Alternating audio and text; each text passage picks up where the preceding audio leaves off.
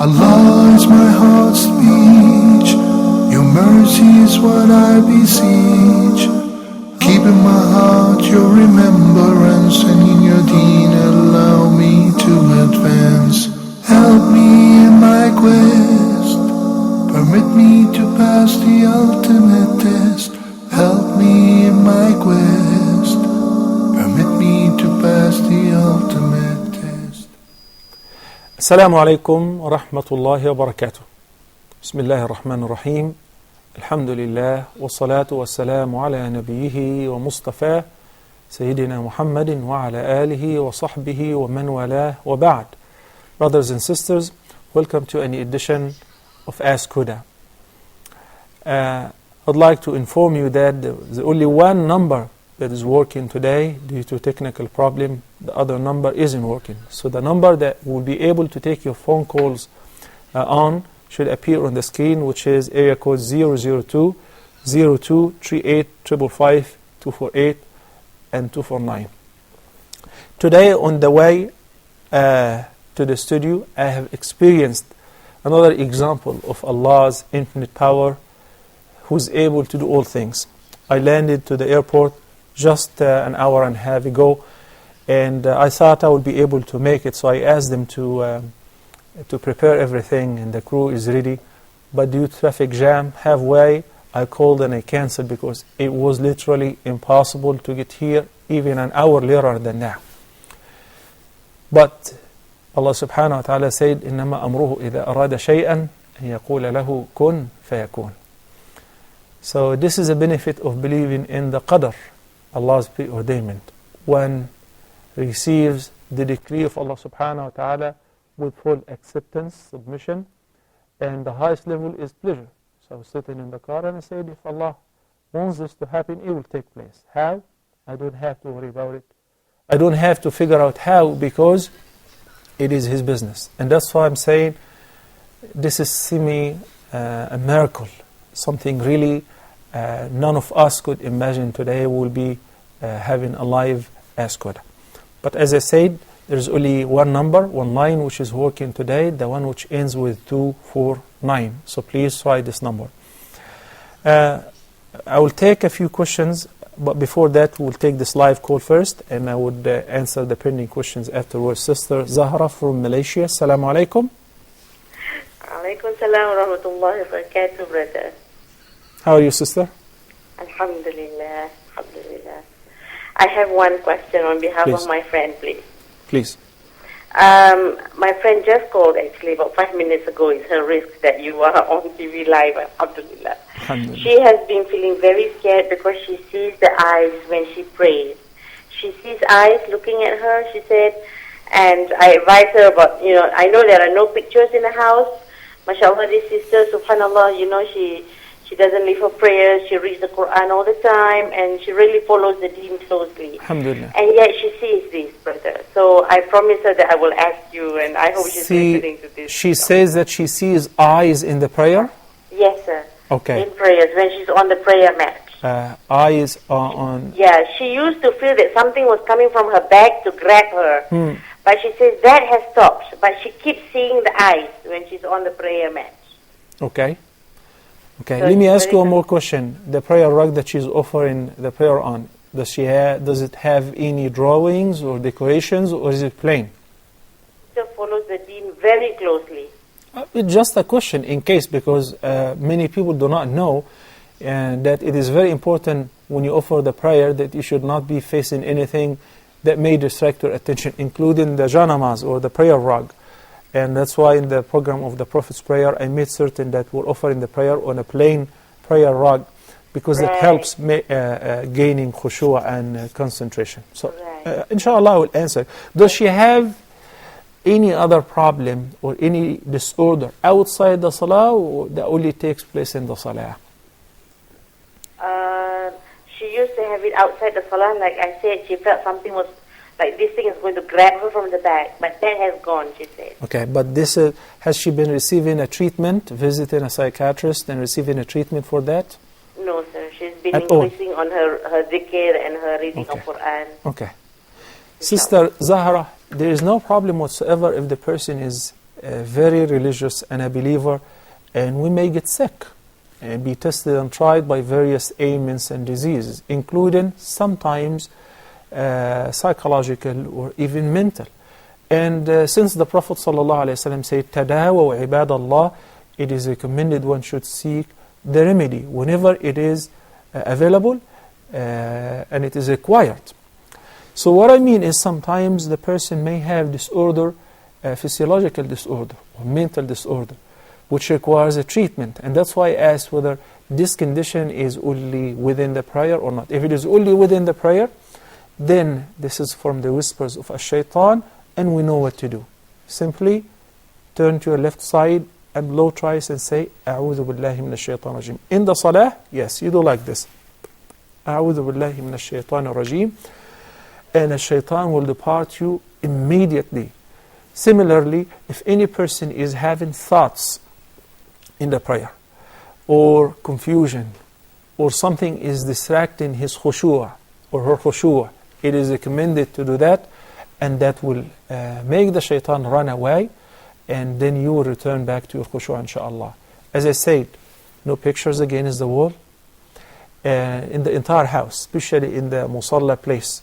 When the person perfects his or her wudu, faces the qibla, make sure that there is no decoration on the prayer rug, and maintains in mind the presence of Allah subhanahu wa ta'ala, and he or she is standing before Allah subhanahu wa ta'ala.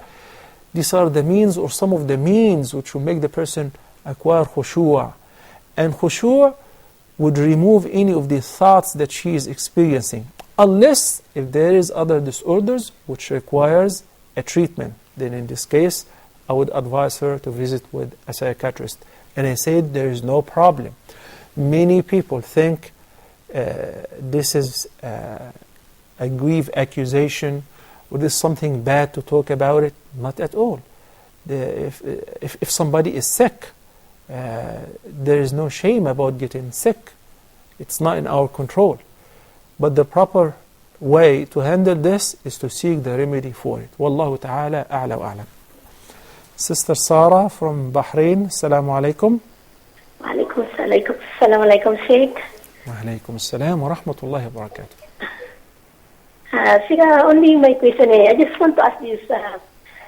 I'm not Bahraini, I'm from Philippines. Mm-hmm. I came here how many years of work here, and then I had some question about Qibla.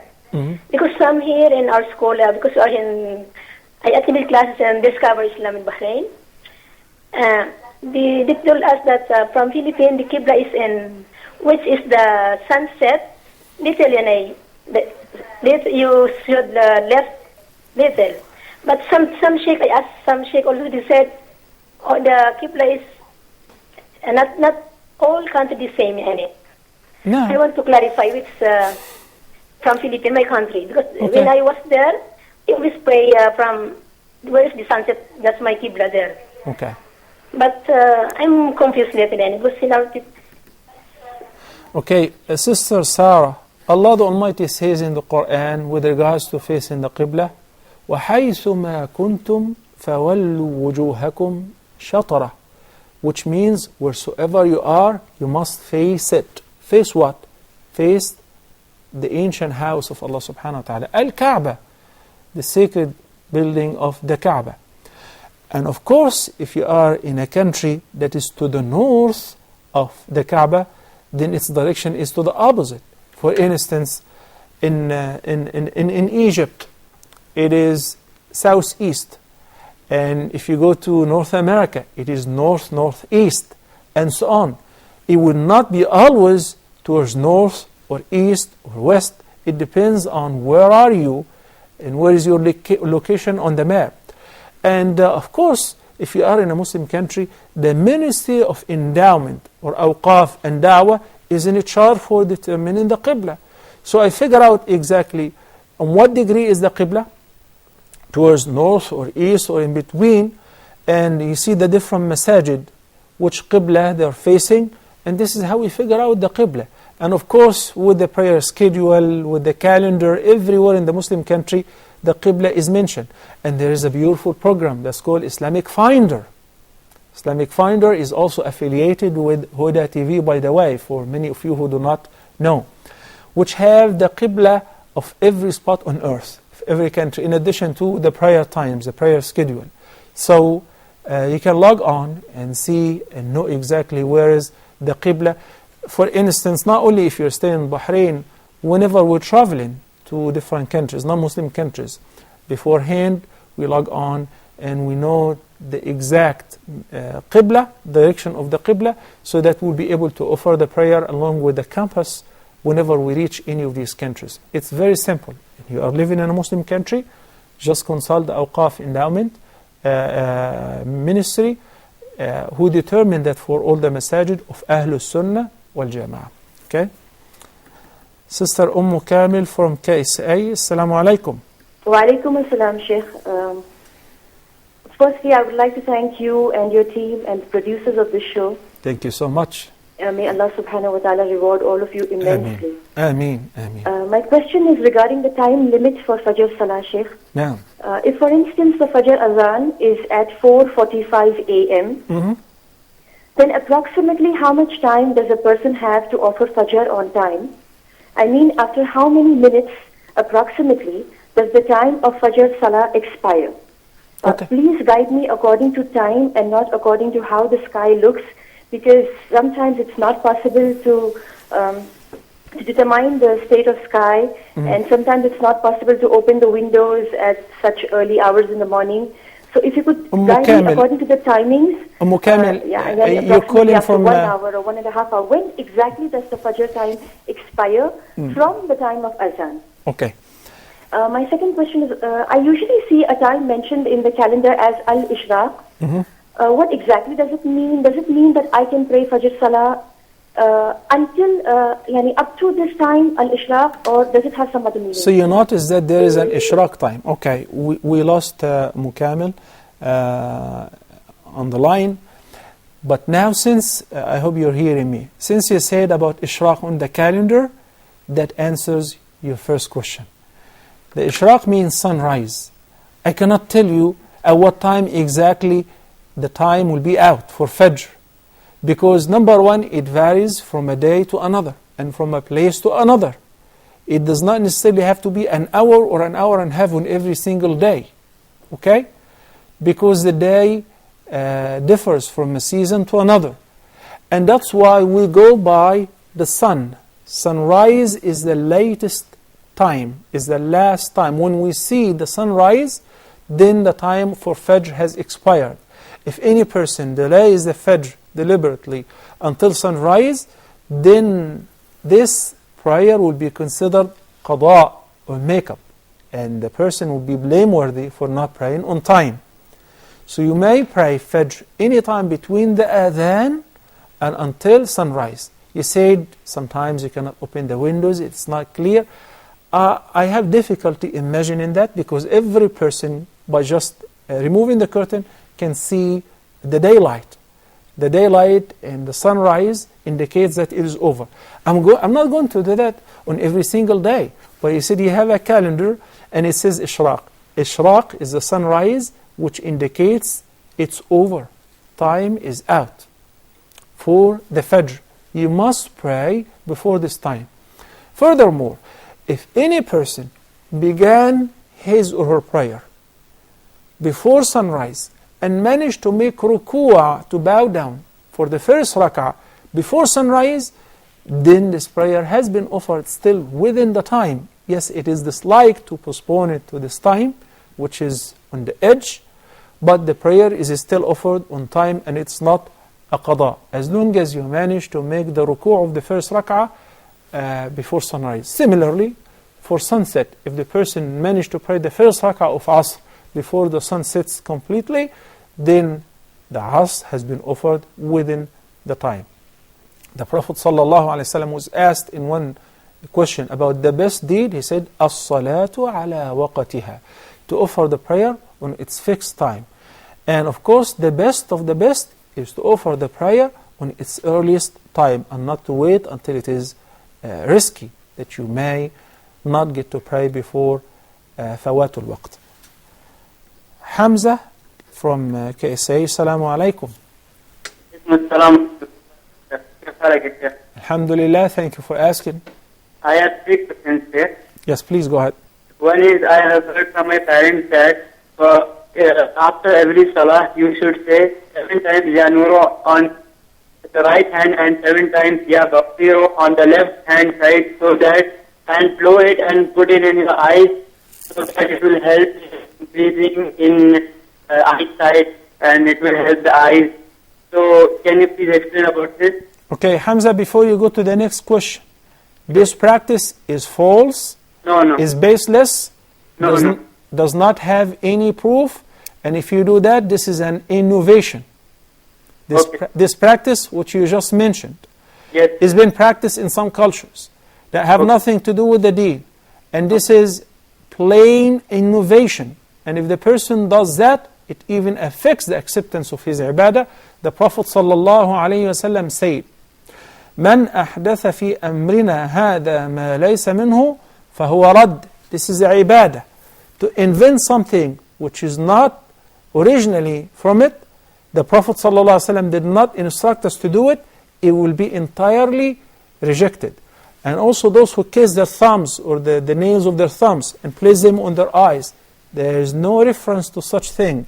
When people do this as a mean of worship or ibadah, this is a plain bid'ah, and this is refused and rejected. Next. I have second question that about combining intentions. For example, if I am going to eat food, then if I say, I want to remind everybody to say Bismillah. So if I say Bismillah loudly, my intention would be like to remind everybody. But can it be also for the food taking only one Bismillah loudly before taking food, as it is a sunnah, and everybody will be reminded? So can we combine intentions like that? Hamza, let me see if I understood you correctly. You're talking about making the basmala or mentioning the name of Allah before eating? Yes. Okay, so you're saying about saying Bismillah out loud, so to remind everybody to say it, right? Yes. Yes, And that's allowed.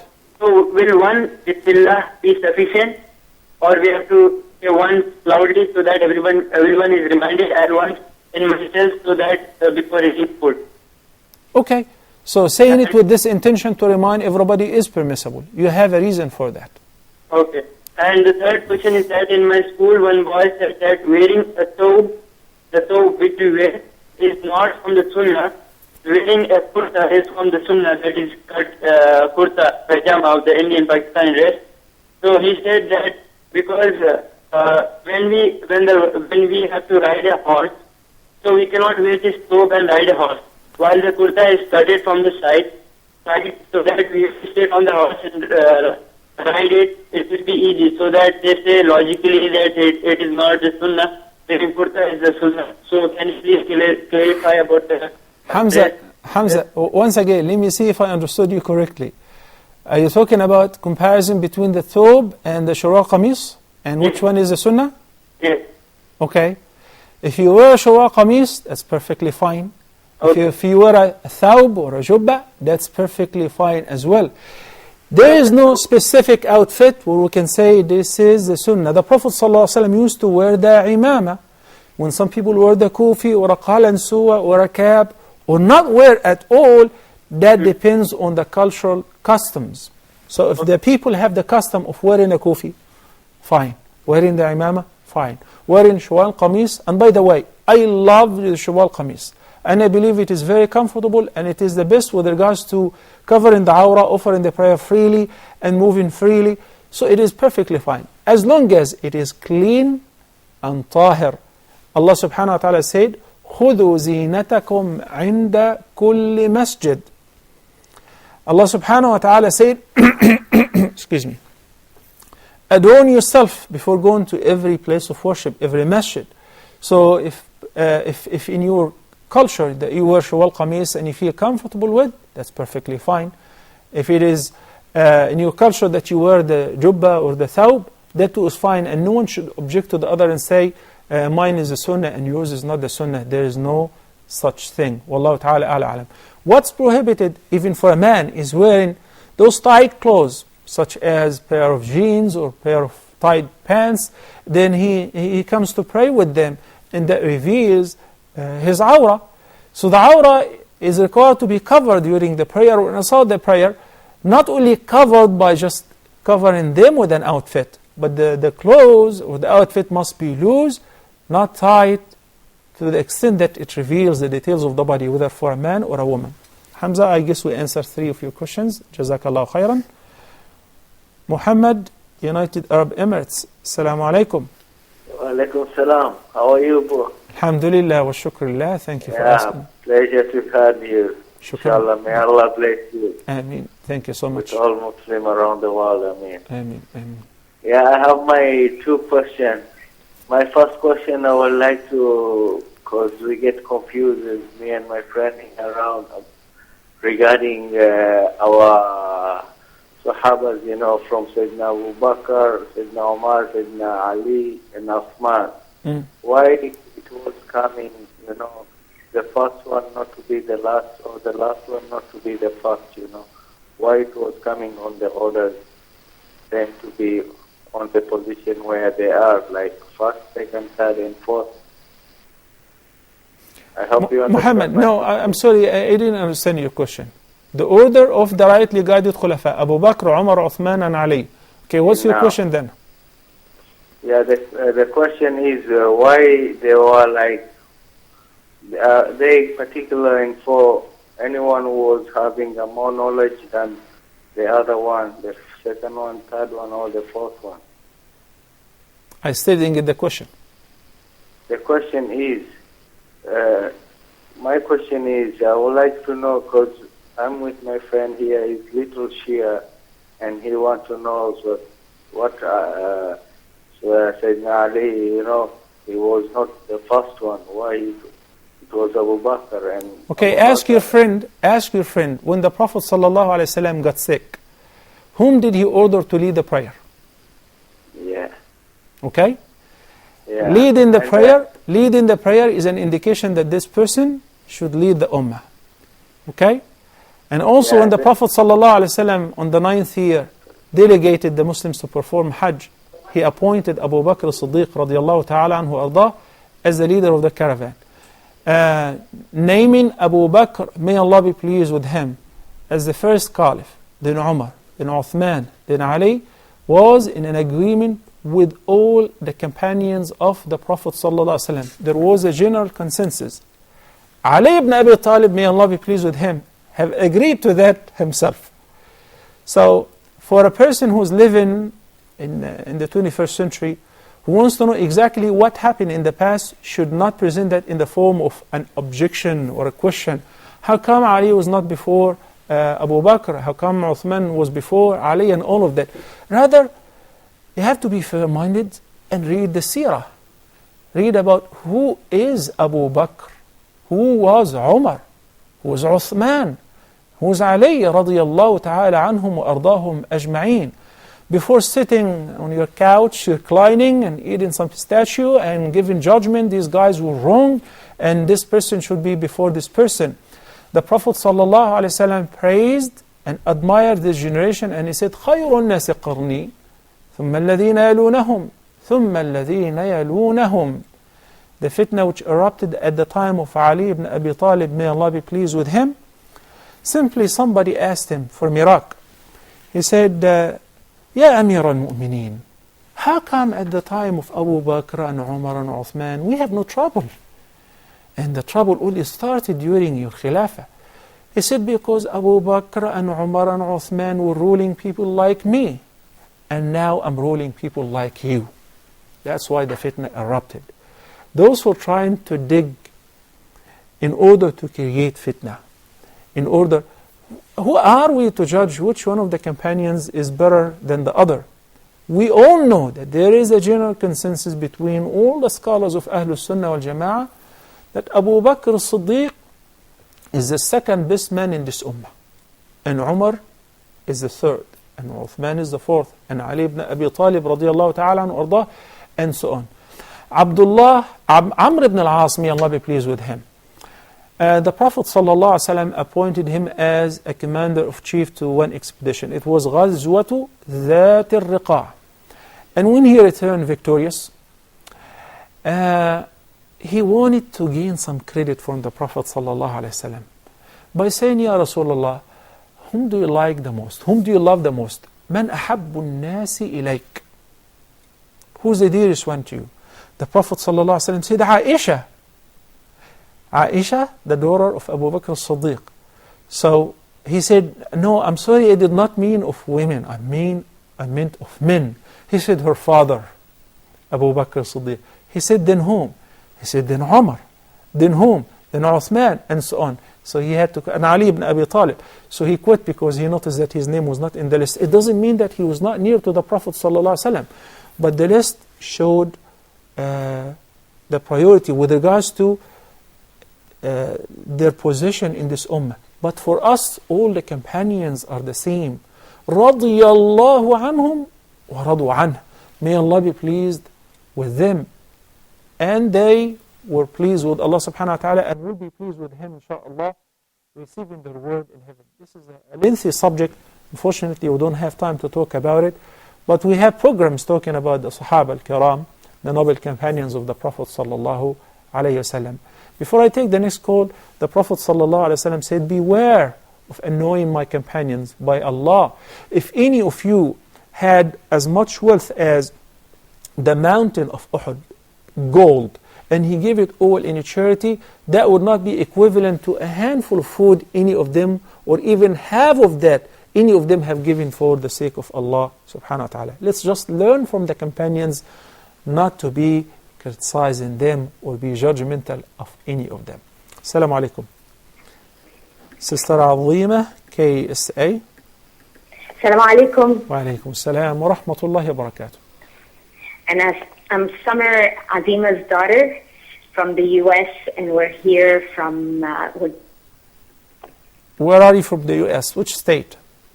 I am from California. California, okay.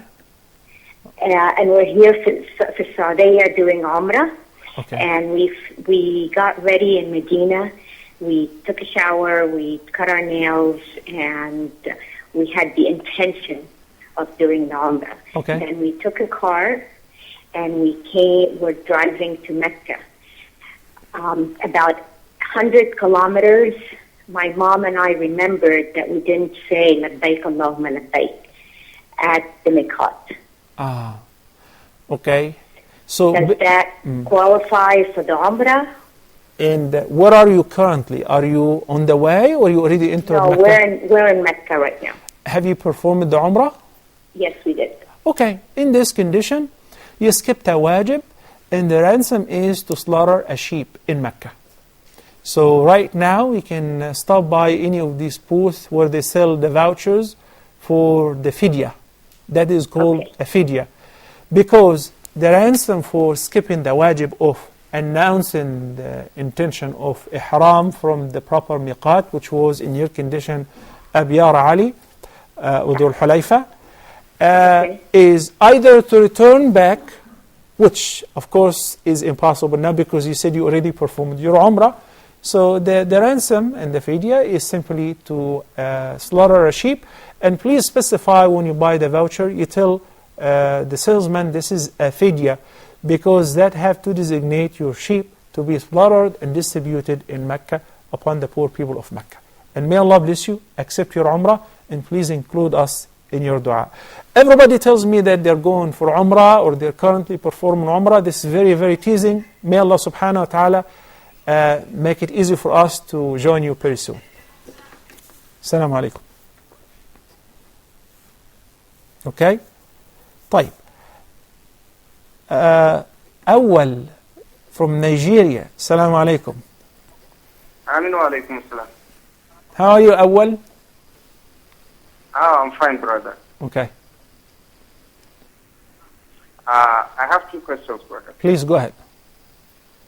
Number one is regarding when a Muslim is sick. Mm-hmm. Is it permissible in Islam for a non-Muslim to come and pray for him, knowing fully well that he is going to pray in the name of someone other than Allah? Okay. So when a non-Muslim, when a Muslim is sick, and a non-Muslim is praying for him, Sick. and a non-Muslim is praying for him in the name of other than Allah subhanahu wa ta'ala. I cannot hold any Is it person. permissible? Does he? I cannot hold any person from praying for another. If somebody came and visited me and said, may God cure you, I would not tell him no. But the problem is, am I allowed to request somebody who is a non-believer to pray for me in the name of his God? No, it is not allowed, because such prayer is invalid. Okay? We're not allowed to invoke nor request others to invoke other than Allah subhanahu wa ta'ala. Okay. Second question. And number 2 question. The second question is regarding election. You know, in Nigeria we are heading towards election. And some of our ulamas, they said we shouldn't vote for a non-Muslim. And if you do that, it will take you away from Islam. So I would like to know, I have asked you this question some previous weeks ago, but due to lack of time being outside. Let me ask you this. Are there Muslim nominees? Yes, there are Muslim nominees. But the question is, when someone elects someone who is not a Muslim, does it take him away from Islam, or is still a Muslim? No, it depends. I just want to know. It depends, because in a Muslim country, I must vote for a Muslim. In a non-Muslim country, and where a Muslim who is fit is running for an election in order to ease things for Muslims, I must vote for him. And when non-Muslims, when there is no Muslim who is nominated or running and they're all non-Muslims, then it depends on the conditions of Muslims in this locality. Are they in need for electing somebody to represent them? Or this person is promising, is going to serve their cause, is going to make things easy for them with regards to their freedom of religious practices? It depends on the benefit-risk ratio, or al-masalih wal-mafasid, trying to gain the maximum benefit and block any harm or evil. So it is not always the same. You cannot say this is the rule and it should be applied in every locality and every community. It varies from a Muslim society to another Muslim to a non-Muslim society. It varies from a case where we have Muslim nominees or candidates, then of course I vote for them.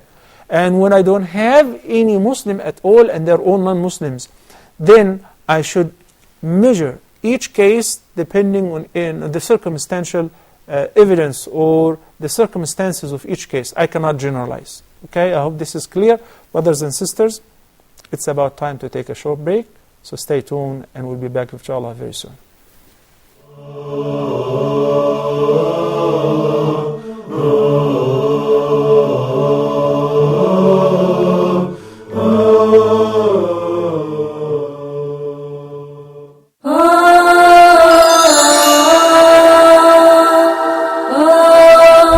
In your standpoint of view, are there specific or certain criteria to choose your spouse or a partner, to marry or not to marry?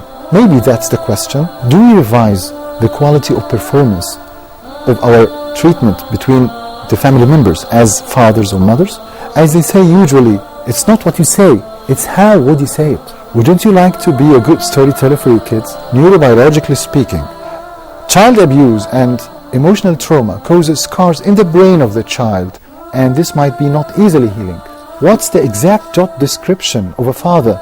Is it clothing, payments, and feeding, or other important things? Well, I think the job description of a father is merely giving him love and care, self-confidence, giving him sense of security, and checking for the points of strength to stress on them. What about potty training and its planning? Oh yeah, actually, it's a state, it's a condition. Fatherhood is not a body or a person, it's a state. Are you a good or skillful designer for the policy and the long-term plans of the life of your kids? Join us every Wednesday for family issues.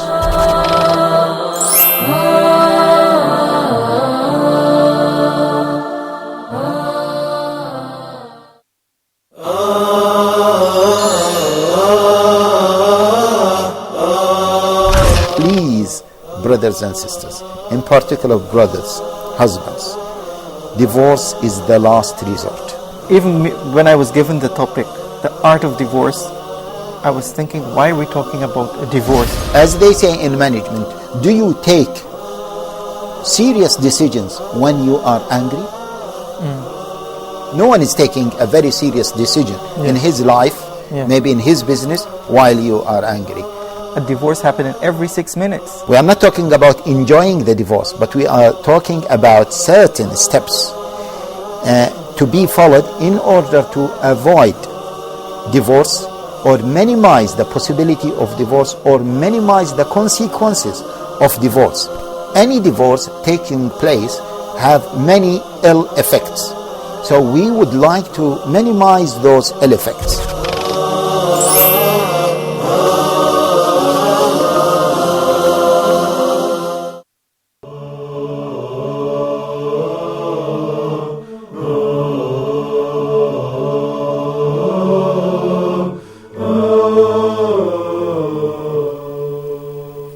Assalamu alaikum wa rahmatullahi wa barakatuh, and welcome back. We already have a phone call. It's waiting on the line. Assalamu alaikum.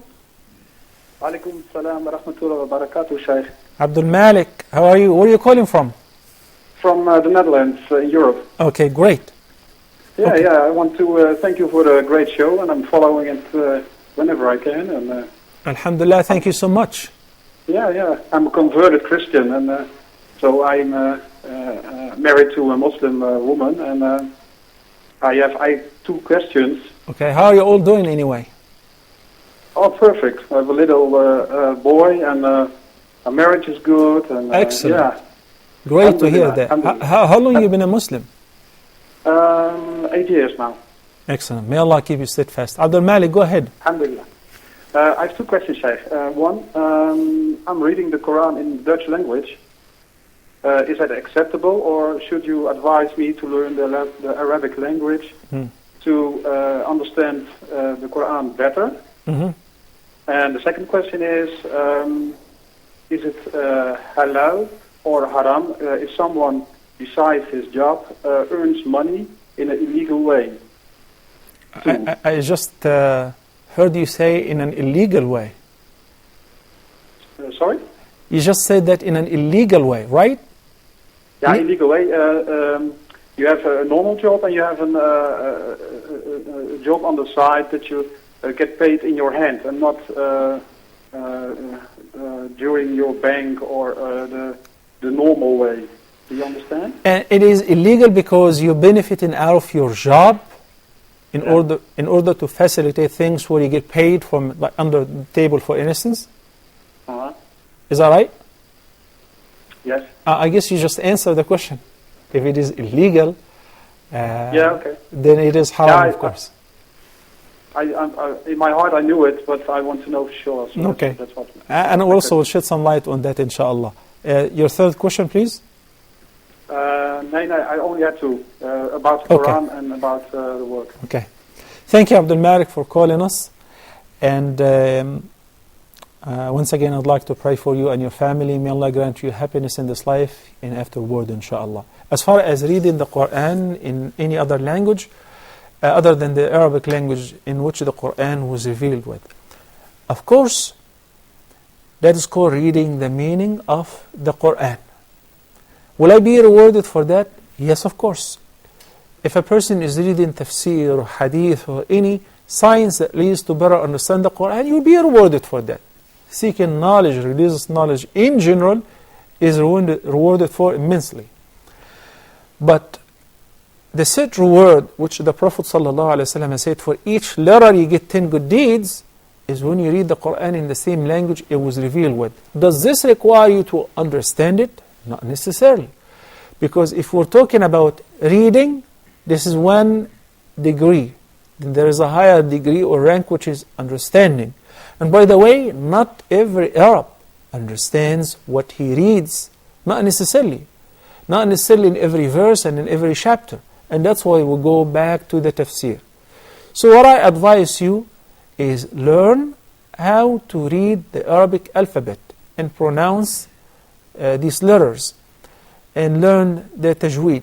And this matter is very affordable and easy. Along with reading the Quran in the Arabic, also you can read the meaning in your own language, in your mother tongue. And that will be very complimentary and that will be the perfect thing to do.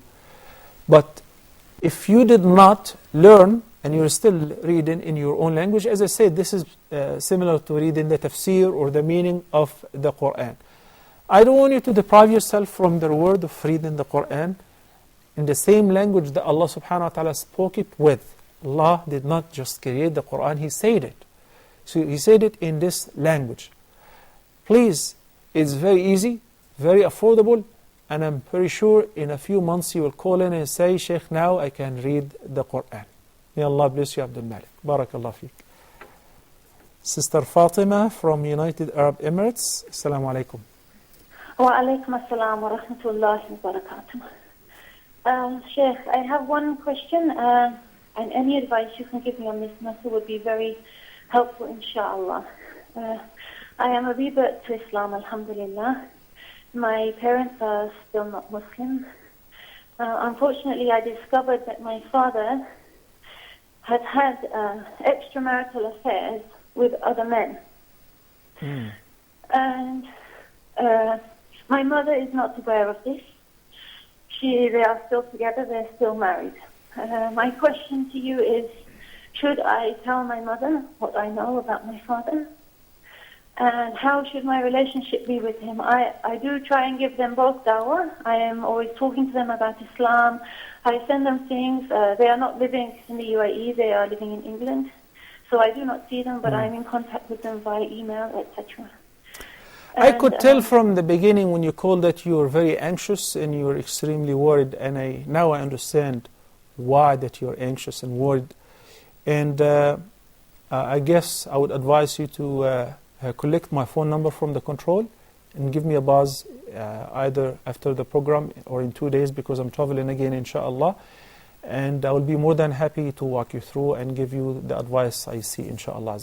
I cannot give you an advice immediately right now before asking a few questions, and also consult some of my superiors and seniors, the shuyukh, who are also and have knowledge in social affairs, psychology, and psychiatry. Okay? Jazakumullah khairan. Sister Fatima, please pass on my number to her. Okay. We have a very important question. They just sent me the question right now from Brother Irfan. He said, is it correct that the Prophet ﷺ encouraged his followers to say the Durud Sharif? The Durud Sharif means At-Tashahhud, or basically the last part of At-Tashahhud beginning from As-Salah على النبي صلى الله عليه وسلم. اللهم صل على محمد وعلى آل محمد كما صليت على إبراهيم وعلى آل إبراهيم, all the way to the end, إنك حميد مجيد, which we say in the prayer. So that is the Durud Sharif. He said, did the Prophet ﷺ encourage his companions to say in excess, especially on Fridays, as angels present him, sallallahu alaihi wasallam, duruds of his ummah during Friday? If such thing exists, then what is the correct version of it? There are two ahadith of that. One of them is judged as fair. The Prophet ﷺ said in the hadith, which is collected by Al-Hakim and Al-Bayhaqi, أكثروا من الصلاة علي في يوم الجمعة فإنه ليس يصلي علي أحد يوم الجمعة إلا عرضت علي صلاته. There is another version by Ibn Majah, narrated by Abu Darda, may Allah be pleased with him. He says that the Prophet ﷺ said, أكثروا من الصلاة علي يوم الجمعة, and similarly, because your prayers will be presented before me on Friday, so increase or make an excess of send and the peace and salutation, the peace and the blessings upon the Prophet ﷺ on Friday. Yes, the Prophet did encourage us to increase making salah wa taslim upon him, especially on Fridays. And he said the reason, number one, the best day is Friday. This is the day on which Allah subhanahu wa ta'ala created Adam, and this is the day on which Allah subhanahu wa ta'ala will resurrect us, and this is our holy day, the best day of the week. Allah subhanahu wa ta'ala chose that day as the holy, sacred day of the week for the Muslim Ummah. It's actually our Eid, weekly Eid. And there is 1 hour of mercy, where Allah subhanahu wa ta'ala accepts the dua and the istighfar of those who are seeking His forgiveness on the day. We don't know exactly. Some say in the morning, some say at Jumu'ah, some say after Asr and before sunset. And it was made anonymous so that we keep sending the peace and the blessings upon the Prophet ﷺ throughout the day as much as we can. We make a special effort to remember to do that. It is highly recommended because on the day, whatever salah and taslim we say, it will be presented before the Prophet ﷺ, and he will reply to those who send the peace and the blessings upon him. Okay? Sister Anne from Egypt. Assalamu alaikum wa rahmatullahi wa barakatuh. And I'm told that will be the last phone call. Okay, wa alaikum salam wa rahmatullahi wa barakatuh. Sheikh, I had a few questions. My first one is, have you ever heard the hadith that says that one of the signs of the last day is that their shoes will talk to them? I was told it. The what will talk to them? Your shoes. Your shoes will talk to you. Yes, someone told me about a hadith like this. And I wish you can give me the reference. It's kind of new to me. Yeah, me too. Okay, I do not claim that I know everything, but I keep hearing a lot of interesting things. Well, somebody had mentioned it, and then other people were, yes, I've heard that too. And I was like, I have never heard that. Okay. So then, of course, you would know more than me. Secondly, I wanted to ask, I also heard, I was watching like a video, and it said that the Mahdi would be from the blood of Ishaq and the blood of Ismail. So like his parents would be from each line. Have you ever heard that? And then thirdly, of course we know that all the prophets came and warned the people about Masih ad-Dajjal, including the Prophet Muhammad sallallahu alaihi wasallam. And of course the Prophet sallallahu alaihi wasallam used to make dua to protect himself against Dajjal. And so is that because the mischief of Dajjal has been ongoing? Since he supposedly is not out there actually, he hasn't come out yet. So why are they making dua, in protection for somebody who hasn't come out yet? Let me see, Sister Anne, in the last 2 minutes, if I can answer all of that. As far as the shoes talking to you, I don't know about that. The Quran talks about الدابة أخرجنا لهم دابة من الأرض تكلمهم. The beast which will come out to talk to people for the first time, that a beast will talk to people. This is one of the signs of the major signs of the Day of Judgment, the precise occurrence of the Day of Judgment. As far as the shoes, we'll have to find out. I do not claim that I heard anything about it. Shoes and sandals and so on, we'll find out. The second question about, I'm trying to remember, you talked about Al-Mahdi.